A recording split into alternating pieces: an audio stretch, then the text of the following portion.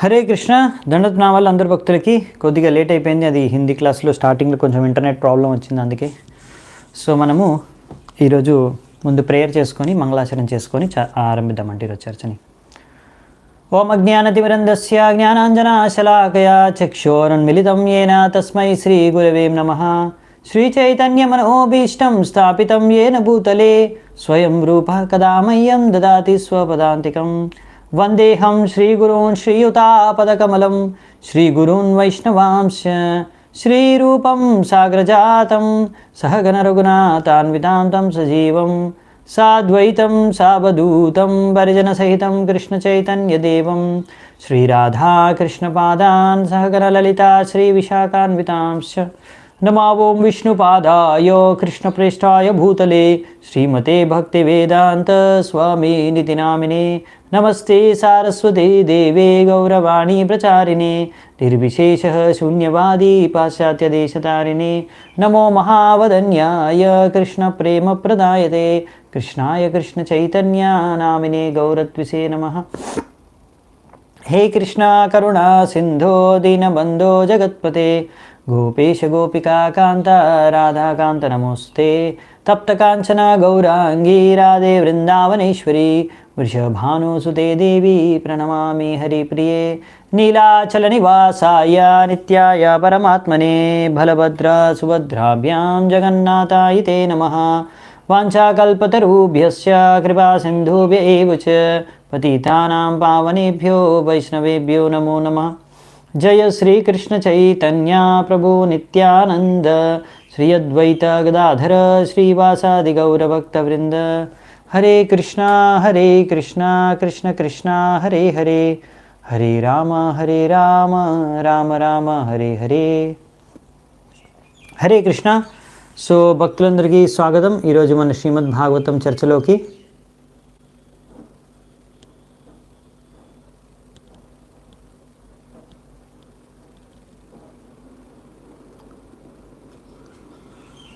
Okay, I think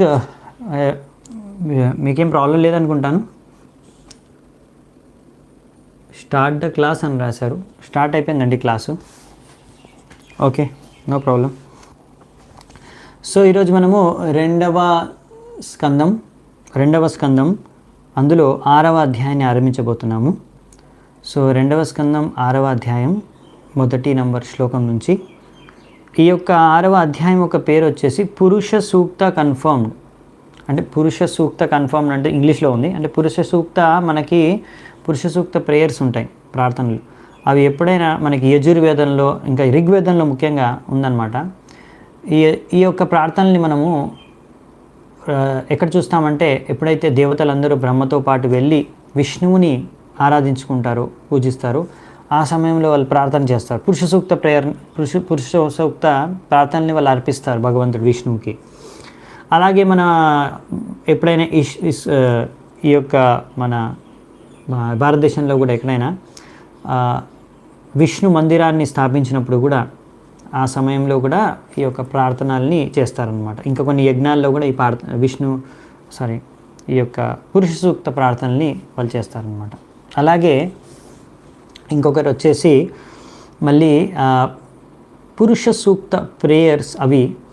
మరి ఇక్కడ పురుష సూక్త ప్రేయర్ కన్ఫర్మ్ అని ఎందుకు ఇచ్చారంటే ఆ ఋగ్వేదంలో ఉన్న పురుష సూక్త ప్రార్థనలు వాటికి ఇంకా ఈరోజు మనము అంటే ఈరోజు నుంచి ఈ యొక్క శ్లోకాల్లో ఈ యొక్క అధ్యాయాల్లో ఉండే బ్రహ్మదేవుడు చెప్పే శ్లోకాలు ఆ విష్ణు ఇక్కడ చెప్పేది మనం చర్చించుకుంటున్నాము. సృష్టికి సంబంధించి ఎలా ఆ కారణదాక్ష విష్ణు నుంచి గర్భదాక్ష విష్ణు వచ్చాడో, గర్భదాక్ష విష్ణు నుంచి కారణదాక్ష విష్ణు నుంచి కొంచెం సృష్టి జరిగింది, గర్భదాక్ష విష్ణు నుంచి కూడా కొంచెం సృష్టి జరుగుతుంది.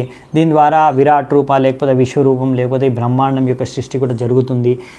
ఈ విషయాలన్నీ ఈరోజు కూడా అంటే ఉన్నాయన్నమాట. మొదటి 17 శ్లోకాల్లో ఆ విషయాలు ఎక్కువగా చర్చించుకుంటారు. ఎలా ఈ యొక్క భౌతిక ప్రపంచంలో రకరకాల లోకాలే కాకుండా రకరకాల ఇంద్రియ విషయాలు, ఇంద్రియ దేవతలు, ఇంద్రియ వస్తువులు, విషయ వస్తువులు, విషయాలన్నీ ఎలా సూక్ష్మ స్థూల అన్ని పదార్థాలు ఎలా నిర్మితం అయ్యాయి. ఆ గర్భోదాక్షయ విష్ణువే దానికి సరైన కారణం, ఆయన నుంచి అన్నీ ఉత్పన్నమయ్యాయి అనే విషయాన్ని మొదటి 16-17 శ్లోకాల్లో చర్చించారనమాట. ఒక విధంగా చెప్పాలంటే విరాట్ రూపం గురించి వర్ణన మళ్ళీ. సో మళ్ళీ దీని యొక్క వర్ణన మనకి 2వ స్కందంలో 10వ అధ్యాయంలో కూడా వస్తుందన్నమాట. సో ఇలా మరి ఎన్నిసార్లు వస్తుందంటే అది కూడా మళ్ళీ చర్చించుకుందాము. ఇంకా ఈ విషయమే మళ్ళీ రిపీట్ అవుతుంది. ఇంకా కొన్ని విషయాలు కొంచెం ఇక్కడ లేనివి అక్కడ ఉంటాయి, అక్కడ లేనివి ఇక్కడ ఉంటాయి. అందుకనే ఇవి రెండు కలిపి మనము ఒకేసారి 10వ అధ్యాయంలో చర్చించుకునే సమయంలో మనం చూద్దామంట. సో అందుకని ఈరోజు 1 నుంచి 17 శ్లోకం వరకు చూడడం యాక్చువల్లీ. అందులో 1-2 పాయింట్స్, ఇంపార్టెంట్ పాయింట్స్ ఒకటి చూసుకొని 17 శ్లోకం నుంచి అంటే ఆ శ్లోకం నుంచి తర్వాత నుంచి చర్చించుకుందామంట 22వ శ్లోకం వరకు. సో ఈ యొక్క శ్లోకాల్లో ఈ యొక్క అర్థం అంటే ఇది ఈ యొక్క మొత్తం ఈ యొక్క అధ్యాయంలో ఉండే శ్లోకాల్లో ఎన్నో శ్లోకాల అర్థం పురుష సూక్త ప్రార్థనలతో బాగా సమానంగా ఉందన్నమాట. అది మన ఆచార్యులు విశ్వనాథ చక్రవర్తి ఠాకూర్ వారు ఆయన యొక్క తాత్పర్యంలో ఆయన రాశారనమాట. సో దాని ద్వారా మనం తెలుసుకుంటాం ఈ విషయాన్ని. ఓకే, సో ఈరోజు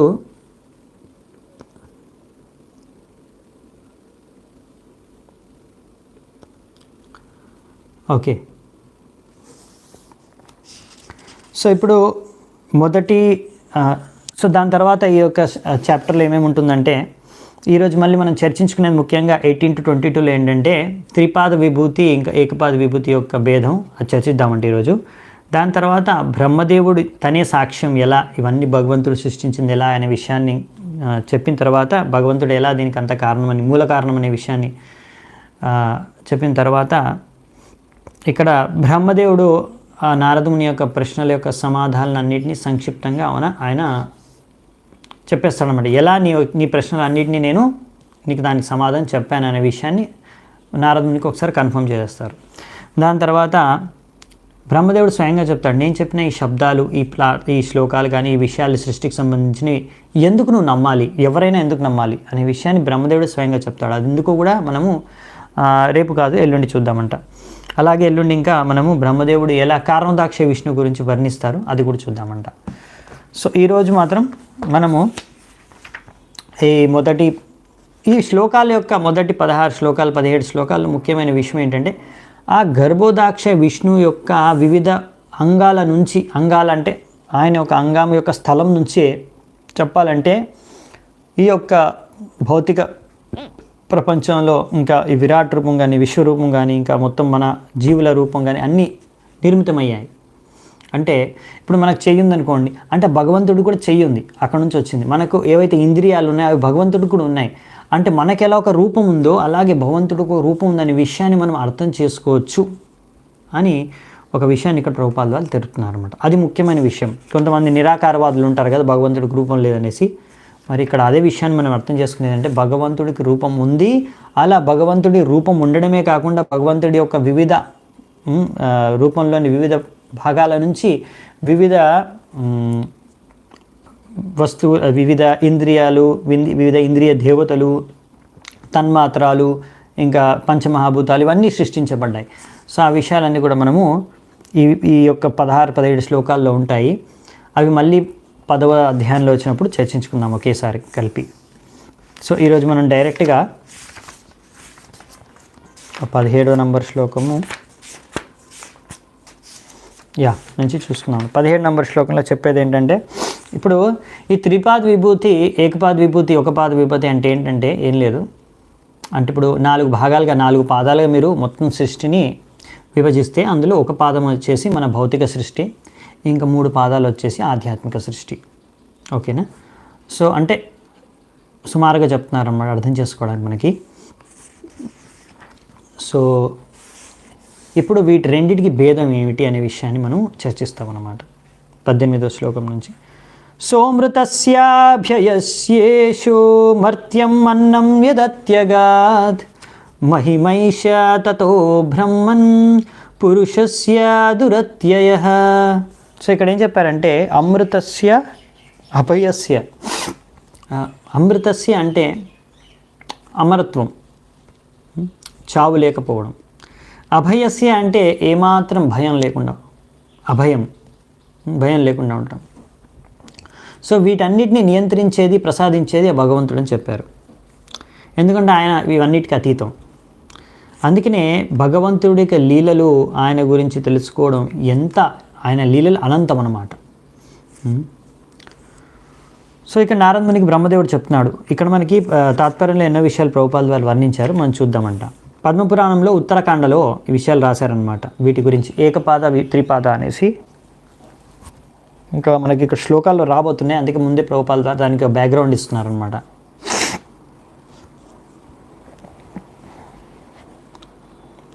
ఈ భగవంతుడి యొక్క అంతరంగ శక్తి ద్వారా, లేకపోతే మనమే దీన్ని త్రిపాద విభూతి అంటాము, లేకపోతే దీన్నే మతలబ్ 75% ఆఫ్ క్రియేషన్.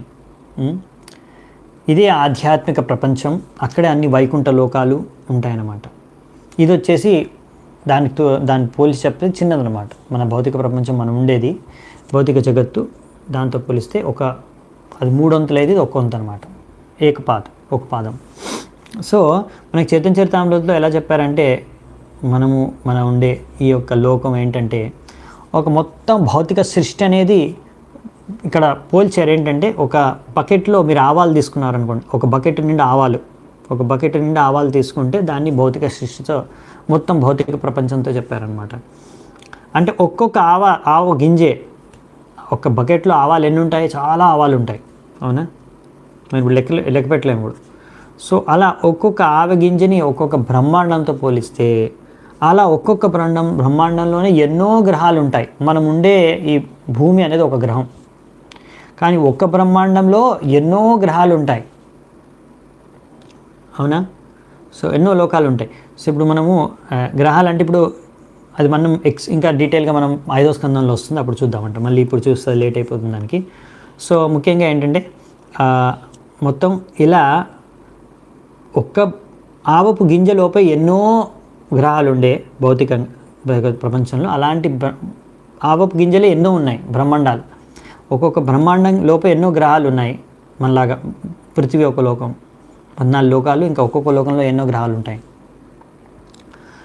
సో ఇలా ఎన్ని ఆవు గింజలు ఉన్నాయంటే అందుకంటే చాలా ఉన్నాయి, లెక్కలేనంత, అనంత కోటి బ్రహ్మాండాలు ఈ భౌతిక ప్రపంచంలోనే. సో మన ఈ భౌతిక ప్రపంచంలో ఎన్ని బ్రహ్మాండాలు ఉన్నాయి, ఎన్ని లోకాలు ఉన్నాయో, ఎన్ని గ్రహాలు ఉన్నాయో మనం లెక్క కట్టలేము. ఇవే మనకు అనంతం.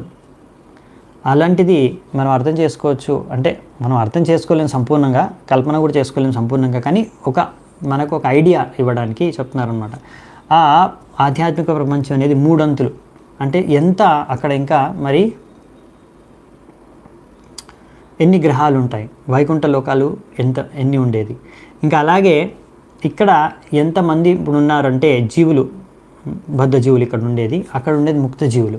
సో బద్ధ జీవుల సంఖ్య ముక్త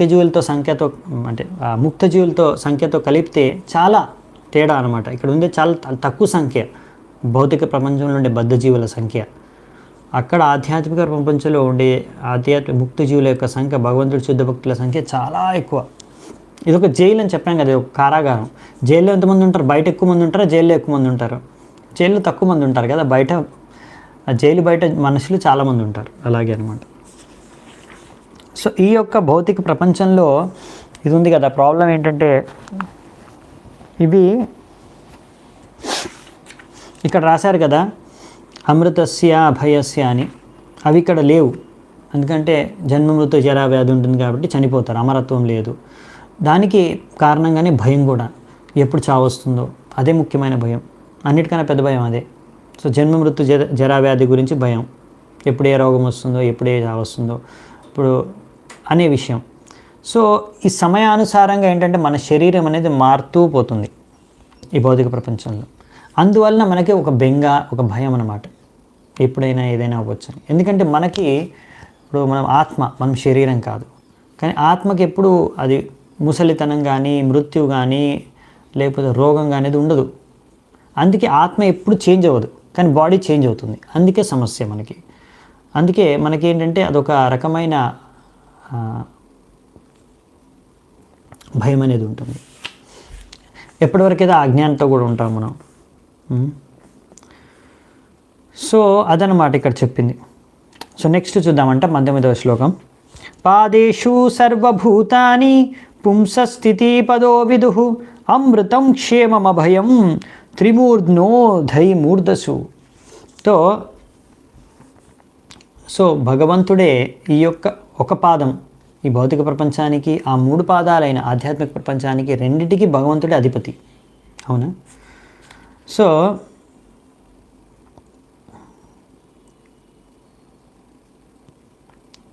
ఇక్కడ అదే చెప్తున్నారనమాట.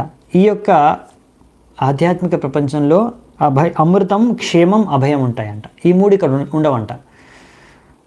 ఆల్రెడీ అమృతం, అభయం ముందు కూడా చర్చించుకున్నాం. క్షేమం అంటే అదే, అక్కడ క్షేమంగా ఉంటారనమాట. జన్మమృత్యు జరావ్యాధి ఉన్నాడు, ఇక్కడ ఉంటుంది, అది చెప్పారు. ఇప్పుడు భగవంతుడు సచ్చితానంద విగ్రహ. సచ్చితానంద విగ్రహ భగవంతుడైతే అది స్వరూపం, సచ్చితానంద విగ్రహం అనేది. సో ఆయన నుంచి వచ్చే శక్తి కూడా అలాగే 3 పార్ట్లు ఉంటాయన్నమాట. స్వరూపంలో ఎలా 3 ఉన్నాయి విషయాలు, అలాగే శక్తిలో కూడా సంధిని, సంవిత్ మరియు లాధిని శక్తి. సో ఆ సంధిని శక్తి ద్వారా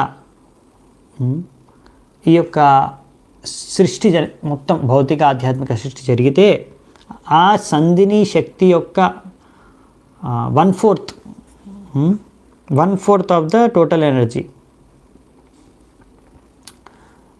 1/4 అంత భాగం ఎనర్జీ ద్వారా ఈ యొక్క భౌతిక సృష్టి అనేది స్థాపించబడుతుంది అన్నమాట. ఇంకా మిగతా ద్వారా ఆధ్యాత్మిక సృష్టి అలాగే. సో ఆ విషయాలు కూడా ఇక్కడ ఉన్నాయన్నమాట. ఈ యొక్క భౌతిక సృష్టిలో ఏ గ్రహంలో ఉన్నా అశాశ్వతమే. ఇక్కడ రాశారు, ఉదాహరణకి మీకు ఆల్రెడీ తెలుసు, ఒకసారి చెప్పుకున్నాము. మహర్లోకంలో ఉండే వాళ్ళు కూడా కల్పాంతంలో ఆ లోకాలు కూడా మునిగిపోయినప్పుడు వాళ్ళు బ్రహ్మలోకానికి వెళ్తారు. ఆ బ్రహ్మదేవుడు సమయం అయిపోయినప్పుడు అది కూడా మునిగిపోతుంది మొత్తము. దాని తర్వాత బ్రహ్మదేవుడు కూడా ఈ యొక్క ఆయన ఆయువు కూడా అయిపోతుంది ఒకసారి. కాబట్టి ఈ యొక్క మొత్తం బ్రహ్మాండంలో 14 లోకాల్లో ఎక్కడ అనేది అమరత్వం అనేది లేదు, అందరూ మృతి చెందాల్సిందే అని రాశారనమాట. పాదస్త్రయో బహిశ్చాసన్ అప్రజానామ్య ఆశ్రమా అంతస్త్రిలోక్యాస్త్వపరో గృహమేదో బృహద్వ్రత. తో అబృహద్వ్రత అంటే ఇప్పుడు ఆధ్యాత్మిక ప్రపంచంలో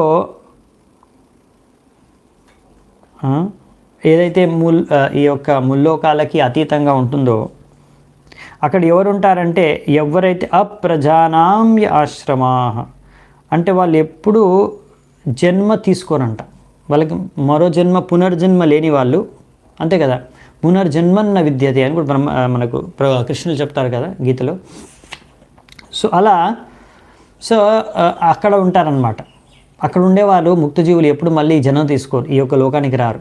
అందుకే మనకు కృష్ణుడు కూడా చెప్తాడు కదా ఒకసారి గీతలో, ఒకసారి నా ధామానికి వస్తే మళ్ళీ తిరిగి ధామానికి రారు అని, అంటే భౌతిక ధామానికి రారు, భౌతిక ప్రపంచానికి రారని. సో మరి ఇక్కడ ఎవరు ఉంటారు అంటే అది ముఖ్యమైన విషయం మనం అర్థం చేసుకోవడానికి. ఇక్కడ గృహమేదో అబృహద్ వ్రత, ఒకటి గృహమేధులు, ఇంకోరు అబృహద్ వ్రత అంటే ఎవరైతే బ్రహ్మచర్య వ్రతాన్ని సరిగ్గా పాలన చేయట్లేదు. వీళ్ళిద్దరూ ఈ భౌతిక ప్రపంచంలో ఉంటారు. దీని ద్వారా మనకి ఏమర్థం అవుతుంది? గృహమేధం అంటే మనకు తెలుసు, ఎవరైతే భౌతిక ఆసక్తి, ముఖ్యమైన భౌతిక ఆసక్తి అంటే మైథునం పట్ల ఎక్కువగా ఆసక్తి ఉన్నవాళ్ళు, ఎవరైతే ఇంక బ్రహ్మచర్యను పాలన చేయట్లేదో వాళ్ళు ఇక్కడే ఉంటారంట. బ్రహ్మచర్య వ్రతాన్ని పాలన చేయట్లేదంటే ఒకవేళ వాళ్ళు బ్రహ్మచారులు కానీ, సన్యాసులు కానీ, వానప్రస్థులు కానీ వాళ్ళు కూడా ఒకవేళ వాళ్ళ బ్రహ్మచర్య వ్రతాన్ని పాలించకపోతే వాళ్ళు కూడా ఇక్కడే ఉంటారంట భౌతిక ప్రపంచంలో, వాళ్ళ ఆధ్యాత్మిక ప్రపంచానికి వెళ్ళలేరు. సో మనకి 4 ఆశ్రమాలు ఉన్నాయి వర్ణాశ్రమ సిస్టంలో. ఒకటి బ్రహ్మచారి, క్షత్రియ, బ్రహ్మచారి, గృహస్థ, వానప్రస్థ, సన్యాసి. ఓకే, సో 4 ఆశ్రమాలు ఉన్నాయి.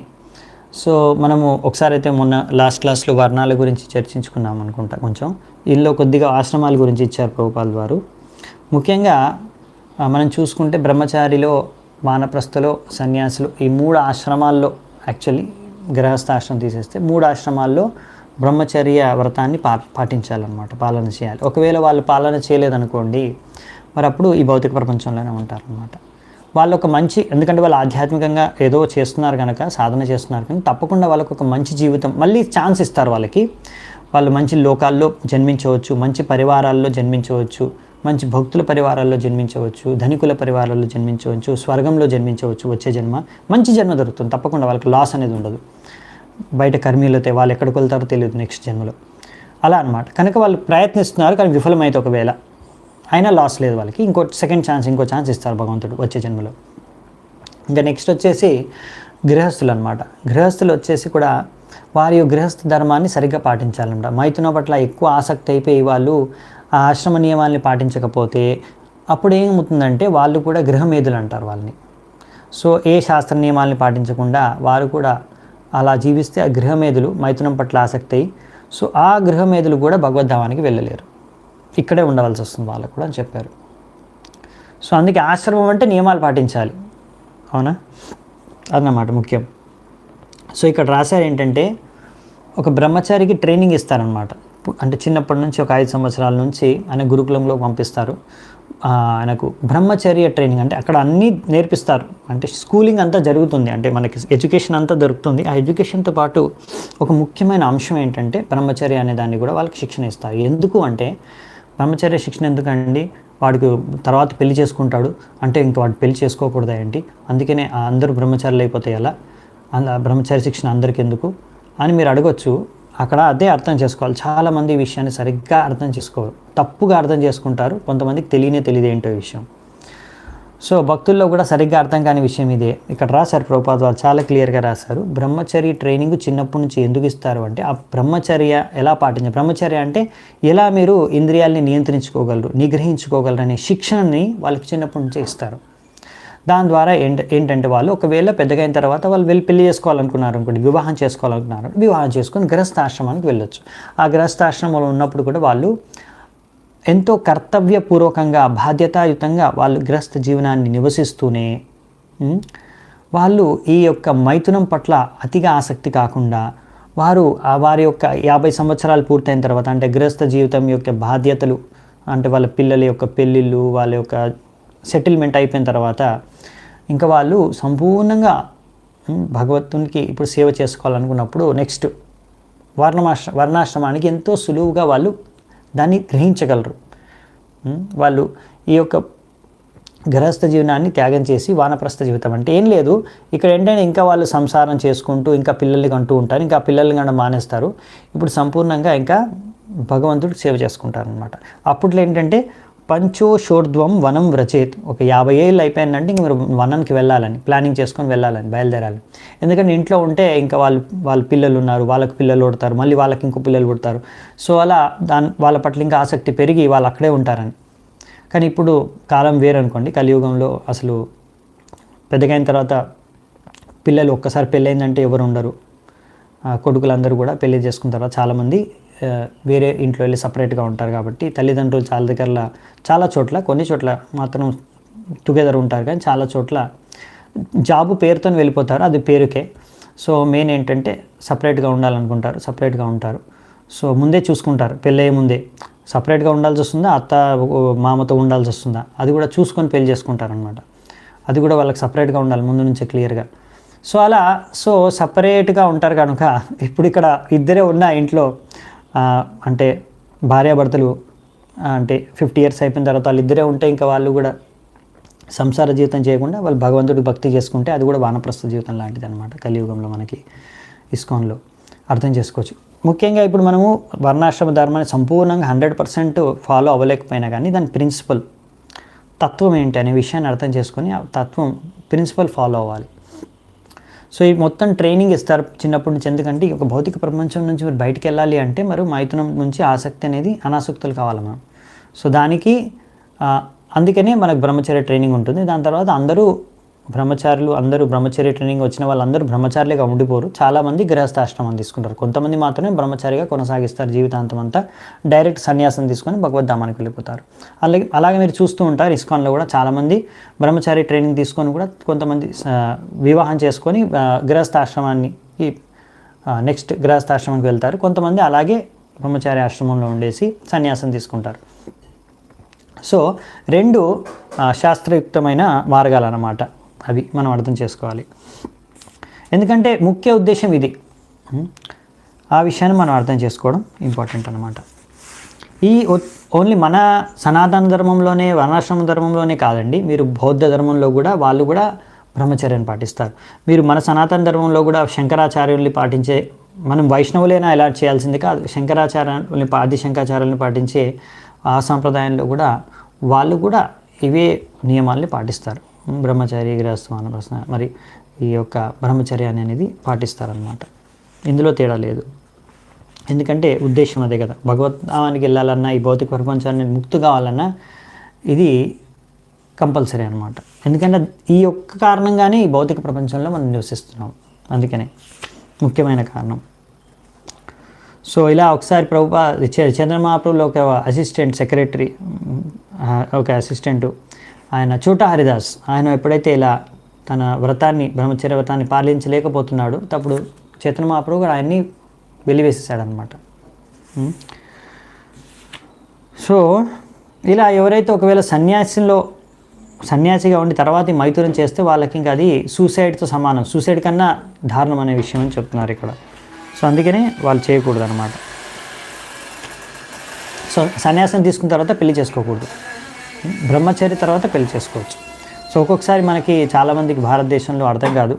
ఒక్కొక్కసారి భారతదేశంలో మనం ఏమనుకుంటామంటే, చాలామంది ఎవరైనా ఇలా సాఫ్రన్ డ్రెస్ వేసుకుంటే అందరూ సన్యాసి అనుకుంటాం. ఇస్కాన్లో బ్రహ్మచారీస్ కూడా సాఫ్రన్ డ్రెస్ వేసుకుంటారు. తర్వాత కూడా కొంతమంది పెళ్లి చేసుకుంటారు, కొంతమంది అలాగే కొనసాగించి డైరెక్ట్ సన్యాసి కూడా తీసుకుంటారు అనమాట. సో మనం అర్థం చేసుకోవాల్సింది ఏంటంటే, రెండు మార్గాలు మన శాస్త్రయుక్తమైనవి, కానీ ఉద్దేశం ఒకటే. సో నెక్స్ట్ 2 శ్లోకాలు ఉన్నాయి, ఇంకా చూసుకొని ముగిద్దామంట. శృతి విచక్రమే విశ్వన్ శాసనాశనే ఉభే యద్ అవిద్యా చ విద్యా చ పురుషస్తుభ్యాశ్రయః. సో ఇక్కడ ఏం చెప్తున్నారంటే, ఇంకా మొత్తాన్ని చెప్పాలంటే భగవంతుడే అన్నిటికీ ఆయన్ని శాసించేవాడు, ఆయన్ని నియంత్రించేవాడు, ఆయన్ని అధిపతి. అది భౌతిక ప్రపంచమే కానివ్వండి, ఆధ్యాత్మిక ప్రపంచమే కానివ్వండి, ఆయనకు అంతేకాకుండా ఆయనకు అన్ని విషయాలు తెలుసు. పురుషస్తుభ్యాశ్రయ, అన్ని ఆయనకు ప్రతి విషయం, ప్రతి వస్తువు, ఆయన సృష్టిలో ఉన్న ప్రతి ఒక్క విషయం ఆయనకు తెలుసు. అందుకే ఆయన మనం భగవద్గీతలో కూడా చర్చించుకున్నాం, 13వ అధ్యాయం మీకు తెలుసైతే. క్షేత్రజ్ఞ పురుష, మన శరీరం క్షేత్రం అయితే అందులో 2 క్షేత్రజ్ఞ ఉంటారు, ఆత్మ పరమాత్మ. ఇద్దరికీ ఈ శరీరం గురించి తెలుసు. అఫ్కోర్స్ పరమాత్మకి ఇంకా ఎక్కువ తెలుసు, కానీ ఆత్మ మనకు కూడా కొద్దిగా తెలుసు. కానీ మనకు వేరే వాళ్ళ శరీరం గురించి తెలియదు. కానీ పరమాత్మకి ప్రతి ఒక్కరి శరీరం గురించి తెలుసు, ఎందుకంటే ప్రతి ఒక్కరి దగ్గర ఉంటుంది. అలాగే ప్రతి ఒక్క శరీరంలో ఉండడమే కాకుండా భగవంతుడు ప్రతి ఒక్క ఆయన యొక్క శక్తుల ద్వారా, వివిధ శక్తుల ద్వారా సంపూర్ణ సృష్టిలో నివసిస్తూ ఉంటాడు. కనుక ఆయన సృష్టిలో జరిగే ప్రతి ఒక్క మూలన ఏం జరుగుతుందో ఆయనకి తెలుసు అనమాట. ఆ విషయాన్ని ఇక్కడ చెప్పారు. సో ఈ విషయాన్ని మనం మర్చిపోతాం. మనకు చాలా విషయాలు మనం గుర్తుంచుకోలేము, చాలా విషయాలు మనకు తెలియవు. కానీ భగవంతుడికి అన్నీ తెలుసు, అన్నీ గుర్తుంటాయి. ఇది పెద్ద భేదం. దీని ద్వారా మనం అర్థం చేసుకోవచ్చు మనం భగవంతుడి సమానులం కాదు అని, మనం ఎప్పుడు భగవంతుడి సమానులం కాలేము అని. సో ఇంకొక ముఖ్యమైన విషయం ఇక్కడ మంచి పాయింట్ ప్రభుపాద్ మెన్షన్ చేస్తారు, బాగా నచ్చింది నాకు. ఏంటంటే, ఈ భౌతిక ప్రపంచంలో చాలా కాంపిటీషన్ ఉంది, చాలా గొడవ పడుతూ ఉంటారు, ఇంకా ఫ్రస్ట్రేషన్. ఎందుకు ఇంత గొడవ, కాంపిటీషన్, ఫ్రస్ట్రేషన్ ఈ యొక్క భౌతిక ప్రపంచంలో? ఎందుకంటే ఈ యొక్క వృత్తి, భోగ వృత్తి వలన భగవంతుడు భోక్త అని అర్థం చేసుకోకపోవడం. వాళ్ళు ఏమనుకుంటున్నారు, నేనే భోక్త అని అని ఆలోచించుకొని వాళ్ళు ఏం చేస్తున్నారు అంటే భోగించడానికి ప్రయత్నిస్తున్నారు. సో ఆ భోగించడానికంటే మనకు భోగించాలంటే మనకు వస్తువులు కావాలి, విషయ వస్తువులు కావాలి కదా, దానికి డబ్బులు కావాలి కదా.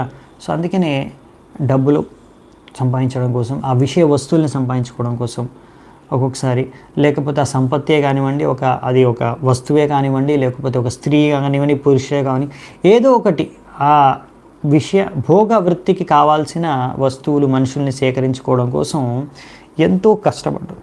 అలా ప్రతి ఒక్కడు నేనే నాకు అని కొట్లాడుకోవడం, అందులో ఒకరు విఫలమైపోవడం, దానివల్ల ఫ్రస్ట్రేషన్ రావడం. సో ఇదంతా కారణం అన్నమాట. ఎందుకంటే ఆ భోగ వృత్తి, అది కారణం ఈ సమస్యలకి. అదే ఆధ్యాత్మిక ప్రపంచంలో వారికి అలాంటి భోగవృత్తి లేదు. వాళ్ళు అర్థం చేసుకుంటారు భగవంతుడే భోక్త, మేం కాదు. అందుకే భగవంతుడి సంపూర్ణంగా సేవ చేసుకుంటారు. ఏ టెన్షన్ లేదు, ఏ కాంపిటీషన్ లేదు. ఎంత సేవ అంటే అంత సేవ చేసుకోవచ్చు. సేవలో కాంపిటీషన్ లేదు. మీరు ఎన్ని మాలలు కావాలంటే అన్ని మాలలు చేసుకోవచ్చు. మీకేం కాంపిటీషన్ లేదు, దానికి ఎవరితో కొట్టుకోవాల్సిన అవసరం లేదు, అంతేనా? కానీ భౌతిక ప్రపంచంలో మీకు ఈ ప్లేస్ కావాలనుకోండి, ఇద్దరు ఆ ప్లేస్ని ఆక్యుపై చేసుకోలేరు, ఒకరే ఆక్యుపై చేసుకోగలరు. అలా అనమాట. సో కానీ మనం ఆధ్యాత్మిక జీవితంలో, ఆధ్యాత్మిక ప్రపంచంలో మీరు సేవ చేసుకోవాలనుకుంటే భగవంతుడికి మీరు కీర్తన వినాలనుకున్నా, కీర్తన చేయాలన్నా మీరు ఎంతైనా చేసుకోవచ్చు. మీకు ఏ కాంపిటీషన్ లేదు, ఎవరితో కాంపిటీషన్ లేదు. అనంతంగా మనం సేవ చేసుకోవచ్చు అన్నమాట భగవంతుడికి. కానీ ఇక్కడ మాత్రం మీరు భోగించాలంటే మాత్రం కాంపిటీషన్ ఉంటుంది. సో ఆ కాంపిటీషన్ మీరు తట్టుకోలేరు. మళ్ళీ తర్వాత దాని ఫ్రస్ట్రేషన్ వస్తుంది, దానివల్లనే గొడవలు వస్తాయి అన్నమాట. సో ఎందుకు ఇలా జరుగుతుందంటే అజ్ఞానత. మనము చదువుకుంటున్నాము ఏమో భగవద్గీతలో, భాగవతంలో, కానీ ఇంకా మనం అజ్ఞానంలోనే ఉన్నాం. మనమే భోక్త, మనమే భోగించే వాళ్ళం అనుకుంటున్నాం. అందుకే ఈ కాంపిటీషన్లో ఇంకా మునిగి తేలుతున్నాం.